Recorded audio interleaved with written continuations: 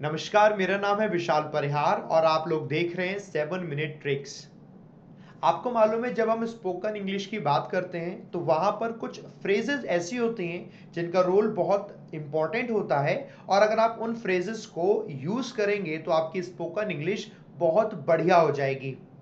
आज हम कुछ ऐसी फ्रेजेस की बात करेंगे और उन्हीं फ्रेजेस को आपको यूज़ करना शुरू करना होगा जिससे कि आपकी स्पोकन इंग्लिश और ज़्यादा इम्प्रूव हो जाए।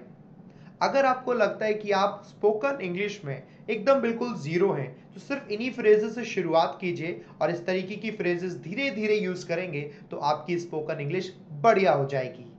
पहली फ्रेज को ध्यान रखना है, देखो क्या है। पहली फ्रेज है I would love to but.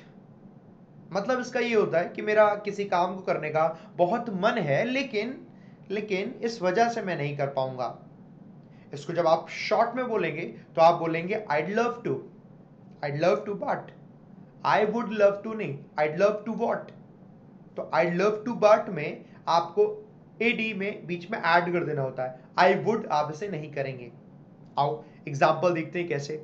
अभी आपसे पूछा लेट्स गो, कहीं चलते हैं। आपने कहा मेरा मन तो बहुत है। आई वुड लव टू, मेरा मन तो बहुत है but I can not come with you, but मैं तुम्हारे साथ नहीं आ सकता। आपको कोई काम है तो आपने सिंपल इस तरीके से बोल दिया। अब सामने वाला जब सुनता है तो उसे लगता है कि हाँ आपको आता है। आप जब इस तरीके की फ्रेजेस यूज करते हो तो लगता है आपको सच में बहुत कुछ आता है। आपको आता हो चाहे ना आता हो बट अच्छा लगता है सुनने में, है ना। तो सेम एज आपने दूसरे एग्जांपल लिया, I would love to but I need to go, but मुझे जाना होगा। तो बढ़िया है, ठीक है, आप सिंपल बोल सकते हो नहीं यार I need to go but I would love to. आपने इंटरेस्ट भी दिखा दिया, है ना। तो ये आपकी फर्स्ट फ्रेज है, आपने दिमाग में रखा। सेकंड फ्रेज देखो। सेकंड है डोंट गेट मी रॉन्ग। ये अपनी बॉलीवुड मूवीज में बहुत यूज होता है ना। मुझे गलत मत समझना, है ना।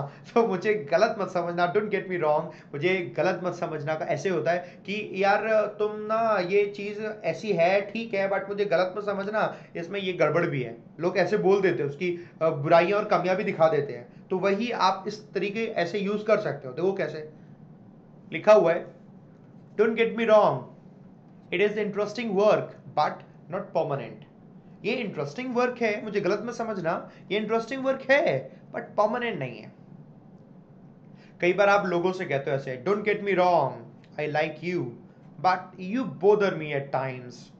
मैं तुम्हें पसंद करता हूं बट कई बार तुम मुझे परेशान कर देते हो या कर देती हो, दोनों के लिए। ठीक है, ऐसे करके दिमाग में रखना, डोंट गेट मी रॉन्ग हम इसे ऐसे यूज करेंगे। अच्छा ठीक है, थर्ड में बढ़ते हैं। दिमाग में रखना कि हाँ यार इससे अच्छा लगेगा जब आप बोलते हो बीच में बोल दिया आपने डोंट गेट मी रॉन्ग, तो ये वाओ ये लड़का तो सीख गया, ऐसे करके। ठीक है, अगला देखो, long story short. Long story short का मतलब है कि आप किसी बात को कह रहे हैं कि यार शॉर्ट में बताऊं तो मतलब ये है, संक्षेप में बताऊं तो मतलब इसका ये है। जैसे कि आपने मुझसे पूछा Vishal sir how's about your weekend, आपका वीकेंड कैसा गया। तो मैंने अपने वीकेंड के बारे में बताया कि ये हुआ ये हुआ ये हुआ ये हुआ ये हुआ, और उस समय को पूरे को ना बताने का मैंने कहा ये हुआ और लॉन्ग स्टोरी शॉर्ट एंड ये हो गया। तो मैंने शॉर्ट में बता दिया क्या है वो, उसके लिए हम यूज करते हैं लॉन्ग स्टोरी शॉर्ट। जब आप किसी के सामने ऐसे यूज करेंगे ना मजा आ जाएगा। देखिए एग्जांपल देता हूं कैसे। जैसे आपने जैसे मैंने बोला आई टू क्लासेस, मैंने क्लासेस ली starting from 7 AM and long story short I ended up taking 16 classes this weekend. और शॉर्ट में बोलूं तो मैंने 16 क्लासेस ली इस वीकेंड में। सिंपल। दूसरा लिखा हमने I met my childhood friends, मैं अपने चाइल्डहुड फ्रेंड से मिला in the party and long story short I enjoyed the day a lot. और मैंने दिन को बहुत ज्यादा एंजॉय किया। शॉर्ट में बताऊं तो ऐसे, समझ गए, लॉन्ग स्टोरी शॉर्ट इसको ऐसे यूज करते हैं। शॉर्ट में बताऊं तो ये। आप ना इसका इस्तेमाल कैसे करो, आप घर पर हो अपने भाई बहनों से अपने दोस्तों से इनका इस्तेमाल करना शुरू करो। आप उनसे कहो मैं स्पोकन लैंग्वेज सीख रहा हूं और मैं जो यूज कर रहा हूं तुम भी यूज करो। आप इसे धीरे धीरे अपनी स्पोकन लैंग्वेज में लेकर आओ। लिटरली बता रहा हूं आप बहुत अच्छी चीजें सीख जाओगे। अभी आपने देखा मैंने बोला लिटरली बता रहा हूं तो लिटरली ऑटोमेटिकली फिलर की तरह आया। और जब आप इसे यूज नहीं करते तो नहीं करते तो फिर आपको बड़ा अलग लगता है, अरे वाह इसने तो ये बोला। जब आप किसी के सामने बोलोगे लॉन्ग स्टोरी शॉर्ट, अरे वाह, तो ये वाह वाला सेंस आएगा, अरे वाह, वाह ताज वाह, वही वाले वाह आएगा। अगला देखो the thing that. The thing that का मतलब है जिस चीज पर आप जोर दे रहे हो। ऐसे कैसे, the thing that always encourages me to study, वो चीज जिसने मुझे हमेशा स्टडी करने के लिए एनकरेज किया है वो क्या है, इज माई इकोनॉमिक कंडीशन।